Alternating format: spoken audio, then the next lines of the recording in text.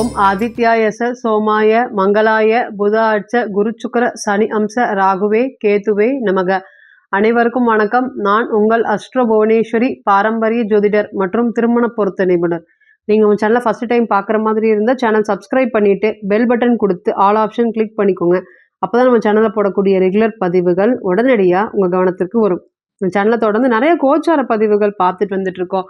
அதன் வரிசையில் நம்ம இன்னைக்கு பார்க்க போகிறது விருச்சக ராசி மற்றும் விருச்சக லக்னத்திற்கு கோச்சார குரு பகவான் மற்றும் கோச்சார சூரிய பகவானுடைய இணைவு உங்களோட ராசிக்கு 7ஆம் இடத்திலே அமையக்கூடிய இந்த நேரம், அதாவது குரு சூரியன் சிவராஜ யோகம் இந்த 7ஆம் இடத்துல அமைஞ்சிருக்கிறது என்ன மாதிரியான பலன்களை கொடுக்க போகுது, எதிர்வரக்கூடிய நாட்கள் எப்படி இருக்க போகுது அப்படிங்கிறத வாங்க பார்க்கலாம்.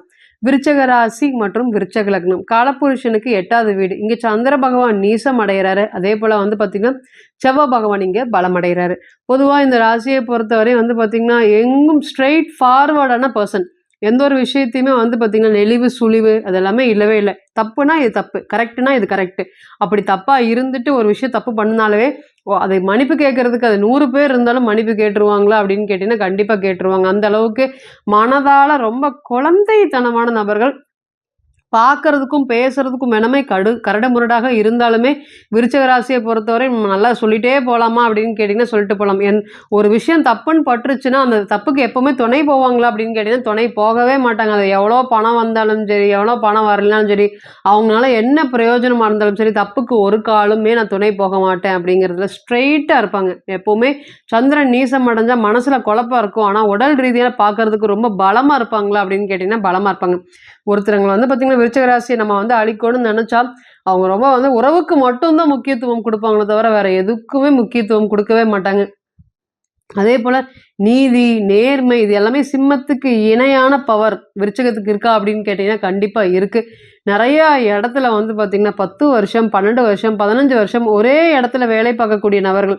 அந்த வேலை பார்க்கக்கூடிய நபர்களை பார்த்திங்கன்னா ஆரம்ப காலத்தில் நான் உனக்கு அதை பண்ணுறேன் இதை பண்ணுறேன், உன்னை நல்லா பண்ணிக்கிறேன், உன்னை நல்லா வச்சு, அதாவது நான் பொருளாதாரத்தில் உன்னை நல்லா உயர்வான இடத்துக்கு கூட்டிகிட்டு போகிறேன், அதனால் நீங்கள் எதுவும் கவலைப்பட வேண்டாம் அப்படின்னு இந்த குழந்தை ஸ்டேஜ், அதாவது 20லேருந்து அந்த 30 வயசு அந்த குழந்தை மனம் மாறாத அந்த தன்மையில் கூட்டிகிட்டு போய் இந்த வேலை செய்கிற இடத்துல அதிகப்படியான பேரும் புகழும் கொடுக்கக்கூடிய ராசி.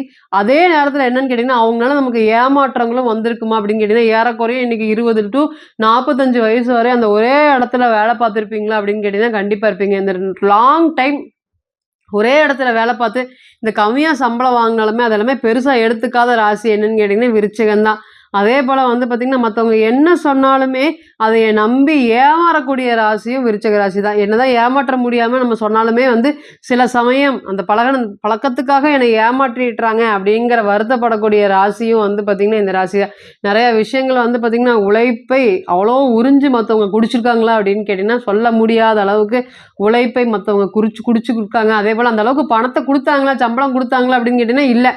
ஏதோ ஒன்று உங்களுக்கு பண்ணுறோம், முயற்சி பண்ணுறோம், உங்களுக்கு ஒரு பெரிய ஆளாக்கிடுவோம், தொழில் பண்ணி கொடுப்போம், அதனால் நீங்கள் வளர்ச்சி அடைஞ்சு அந்த மாதிரி இந்த மாதிரி ஐஸான வார்த்தைகளை வச்சே உங்களை வேலை வாங்கி நிறையா பிரச்சனைகளை கொண்டு விட்டுருக்காங்களா அப்படின்னு கேட்டிங்கன்னா விட்டுருப்பாங்க. இந்த ராசிக்கு சனி பகவான் பார்க்கும்போது அந்த கடுமையாக பாதிப்படைஞ்ச இந்த 7.5 சனி காலத்தில் எல்லாமே விருச்சிக ராசியை பொறுத்தவரையும் இந்த 5 வருஷம் 7 வருஷத்துக்கு முன்னாடி எல்லாமே அன்னைக்கு தான் அவங்க அவ்வளோ உங்களை ஏமாத்திருக்காங்க. இந்த இந்த வேலையை கொடுத்து கடைசி வரையும் உங்களுடைய உழைப்பை உறிஞ்சு 0 ஆக்கியிருக்காங்க. அந்த கரெக்டாக இந்த 7.5 சனி வர காலத்தில் நீங்கள் வேலைக்கு வேண்டாம்ப்பா அப்படின்னு உங்களை துரத்தி விட்டுருப்பாங்க. ஆனால் சேரும்போது என்ன சொல்லியிருப்பாங்க, என்னோட எதிர்காலம் நீ தான், இந்த கம்பெனி எனக்கு அப்புறம் நீங்கள் தான் பார்க்க போகிறீங்க, நான் உங்களுக்கு என்ன சம்பாரிச்சாலும் உங்களுக்கு 10% 20% நான் கொடுத்து உங்களுக்கு ஒரு தொழிலாக்கி உங்களுடைய முதலாளி ஆக்கி பார்க்க போகிறேன் அப்படிங்கிற மாதிரி நிறைய வாக்குறுதிகளை உங்களுக்கு அள்ளி கொடுத்துருப்பாங்க. அது எல்லாமே இந்த 7.5 சனியோடைய காலத்துலேயும் சரி, கேது பகவான் அந்த காலத்துலேயும் சரி உங்களுக்கு பாடாப்படுத்தி இன்னைக்கு தான் ஒவ்வொன்றா புரிஞ்சு வெளியே வரீங்களா அப்படின்னு கேட்டிங்கன்னா கண்டிப்பாக வரீங்க. முழுக்க மன சுமைகள் சொல்ல முடியாத அளவுக்கு விருச்சிக ராசிக்கிட்ட இருக்கா அப்படின்னு கேட்டிங்கன்னா இருக்குது. பேசுனா மனம் விட்டு அழுதுருவாங்க. அந்த அளவுக்கு தான் விருச்சிக ராசி போயிட்டுருக்கா அப்படின்னு கேட்டிங்கன்னா இருக்குது. நிறைய கஷ்டங்களும் நிறைய காயங்களும் நிறைய கண்டங்களையும் கடந்து வந்திருக்காங்களா. முழுக்க 6ஆம் இடத்துல பாருங்கள், குடும்பஸ்தானாதிபதி 6ஆம் இடத்துக்கு போயிட்டாரு. அப்போ நிச்சயமாக அந்த குடும்பத்தில் ஏதாவது வருமானம் வந்திருக்கும் அப்படின்னு நினைக்கிறீங்க. இந்த 1.5 வருட காலம் எல்லாமே வருமானத்துக்காகவே ஓடி உழைக்கக்கூடிய தேஞ்சு போய் வருமானம் வரவே இல்லை அப்படின்னு சொல்கிற அளவுக்கு தான் இருந்திருக்கும். 100 ரூபா வந்துச்சுன்னா சாயந்தரம் 200 ரூபாய்க்கும் 500 ரூபாய்க்கும் செலவு ரெடியாக இருந்திருக்குமா அப்படின்னு கேட்டிங்கன்னா இருக்கும்.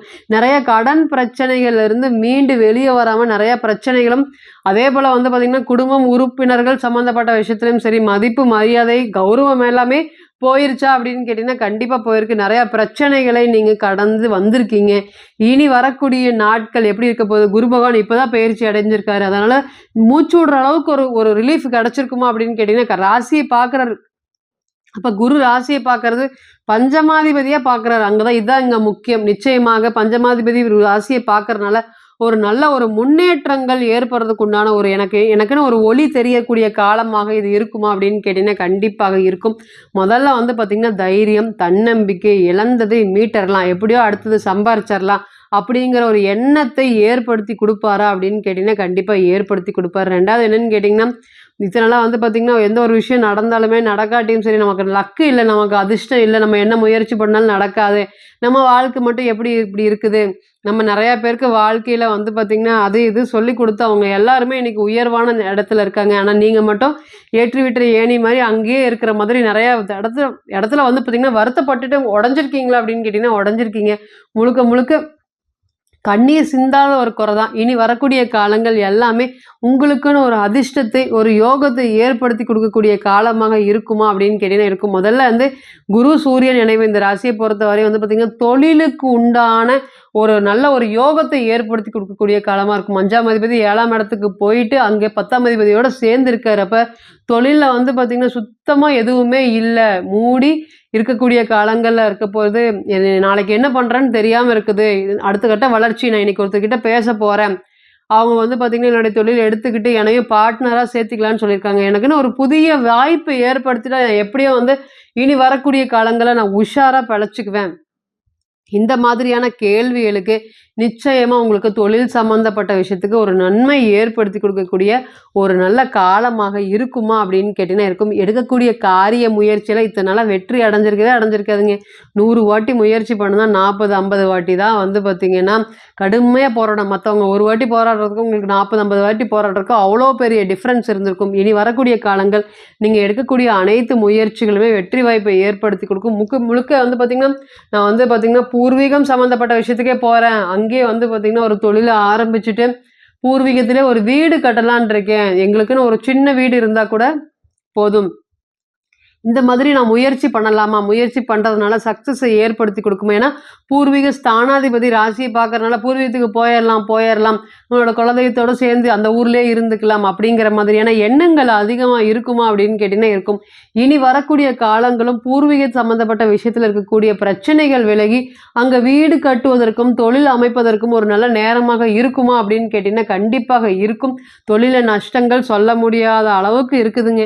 இனி வரக்கூடிய காலங்கள் எல்லாமே படிப்படியா குறையும். அதற்குன்னு ஒரு வழி கிடைக்குமா? ஒரு வழி கிடைச்சா மட்டும் தான் நான் வந்து முன்னேற்ற முடியும். ஏன்னா, இதே சூழ்நிலையில இருந்தா முன்னேற்ற முடியாது.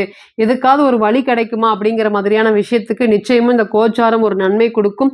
உதவக்கூடிய சூழ்நிலையில உங்க அப்பா இருக்கக்கூடிய நேரத்துல வந்து பார்த்தீங்கன்னா, கண்டிப்பாக இத்தன நாளா வந்து பெரிய ஒரு அவர் சார்ந்த ஆதரவு எதுவுமே கிடைச்சிருக்காது. இனி வரக்கூடிய காலங்கள் அவர் சார்ந்த ஆதரவு கிடைக்கிறதுக்கும் நிறைய சின்ன சின்ன விஷயங்கள் வந்து பார்த்தீங்கன்னா, சின்ன சின்ன பேசக்கூடிய பேச்சு நிறைய வாக்குறுதி குடுக்கிறதும் சரி, அல்லது வந்து பார்த்தீங்கன்னா, சின்ன வாக்குவாதம் பண்றதுனால பெரிய பிரச்சனைகள் ஆகி, அதனால துளியும் எனக்கு சம்மந்தம் இல்ல. ஆனா இந்த பிரச்சனையில நான் மாட்டிக்கிட்டேன். அப்படிங்கிற அளவுக்கு மன அழுத்த பிரச்சனைகள் எல்லாமே இனிமேல் வரக்கூடிய காலங்கள் எல்லாமே குறையுமா அப்படின்னு கேட்டீங்கன்னா, கண்டிப்பாக குறையும்.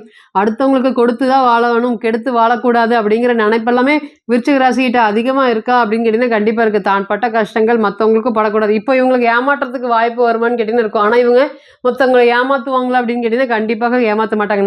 நம்ம எவ்வளோ உணர்ந்திருக்கோம், மத்தவங்களும் அதே மாரி கஷ்டப்படக்கூடாது அப்படிங்கிற எந்த ஒரு விஷயத்தையுமே வந்து தெளிவா யோசிச்சு மத்தவங்க மனசறிஞ்சு செயல்படக்கூடிய விருச்சிக ராசிக்கு இனி வரக்கூடிய பெயர்ச்சிகள் அனைத்துமே நல்லா இருக்கா அப்படின்னு கேட்டீங்கன்னா இருக்கு. முதல் தர பெயர்ச்சி வந்து பார்த்தீங்கன்னா, குரு பகவானும் சரி, ராகு பகவானும் சரி, கேது பகவானும் சரி, வருட கிரகங்கள், கோச்சாரங்கள் எல்லாமே உங்களுக்கு ஒரு நல்ல ஒரு யோகத்தை ஏற்படுத்தி குடுத்துருக்கக்கூடிய காலமாக இருக்கு. குரு பார்த்தீங்கன்னா ராசிய பார்க்குறாரு.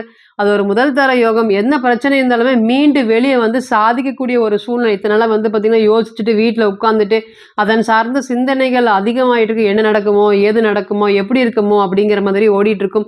இனி வரக்கூடிய காலங்கள் அனைத்துமே நன்மைக்காகவே, எது நடந்தாலும் நன்மைக்கே, என்ன முயற்சி எடுத்தாலும் ஜெயிப்போம் அப்படிங்கிற ஒரு பாசிட்டிவான திங்கிங் உங்களுக்கு ஏற்படக்கும்.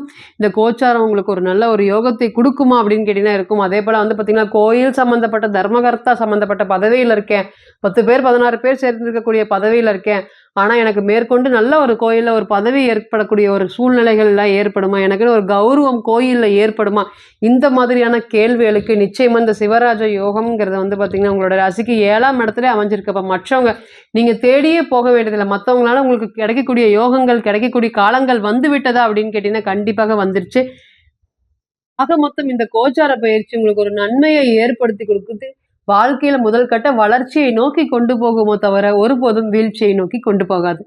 இப்ப நீங்க கேட்டு வந்துட்டு இருந்த அனைத்துமே வந்து பார்த்தீங்கன்னா, கோச்சார பலன்கள் தான். 40லிருந்து 60% மட்டுமே பொருந்தும். தனிப்பட்ட ஜாதகத்த நீங்க எடுத்து தசாபுத்தி நடப்பு அந்தரம் கணிக்கும்போது, கிரகம் பெற்ற பலம், பலவீனம் அடிப்படையில பலன்கள் கூடவோ, குறையவோ செய்யும் அப்படிங்கிறதுல ஒருபோதும் மாற்றம் இல்லைங்க. தனிப்பட்ட ஜாதகத்தை நீங்க ஆலோசனை பண்ண விருப்பப்பட்டா, கீழ இருக்கக்கூடிய நம்பருக்கு கான்டாக்ட் பண்ணுங்க. நான் வணங்கக்கூடிய நரசிம்மர் உங்க எல்லாருக்குமே நல்ல வளமான வாழ்க்கையை ஏற்படுத்தி தர நான் நிச்சயமா பிரார்த்தனை பண்ணிக்கிறேன். மீண்டும் ஒரு பதிவில் உங்களெல்லாம் சந்திக்கும் வரை உங்களிடமிருந்து விடை பெறுவது உங்கள் அஸ்ட்ரோ புவனேஸ்வரி. நன்றி, வணக்கம்.